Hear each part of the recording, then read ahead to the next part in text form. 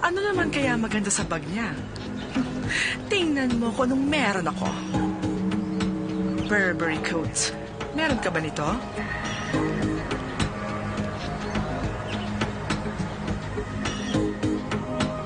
Bihira lang ang merong diamond necklace na ganito. Ano? May masasabi ka pa?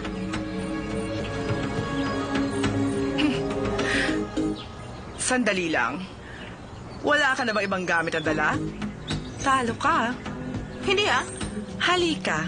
Pagmasdan mo akong mabuti ngayon. Huwag kang kukurap.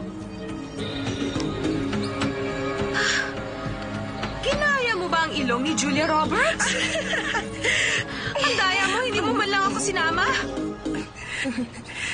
Limited quantity lang ito. Pinagawa ko sa Beverly Hills. Isa para kay Julia Roberts at isa para sa akin. Kaya naman pala. Ano kaya naman pala? Hindi kita makita ng winter vacation. Saan mo ba ako hinanap? Sa Paris. Hindi mo nga ako makikita. Good morning, Lijen. Good morning. Teka, binabasa mo ang original textbook? Kailangan meron tayong research paper sa economics.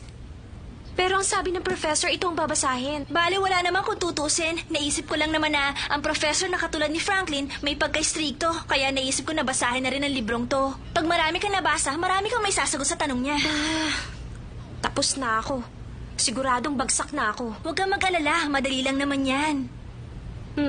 Siguro ganun na nga. Ito lang naman ang pinababasa niya, di ba? Ang totoo nga niyan, ikaw lang naman talaga nag-aaral, karamihan hindi. Pumapasok lang sila para makipagsosyalan. Pag hindi kotse ang pinag-uusapan, payabangan ng bagong bag at kung hindi, syempre mga bagong damit. Alam mo ba si Shenwei? Nagparetoke siya ng ilong. $500,000 ang nagastos. 500,000? Hindi na maganda. Kawawa naman sila, hindi na sila makakapaglaro ng piggy nose. At bakit naman? Kasi pag ginawa nila ito, sasabog ang ilong nila. Shansai, hindi naman siguro. Kung ayaw mong maniwala, bahala ka. Magparetoke ka rin ng ilong.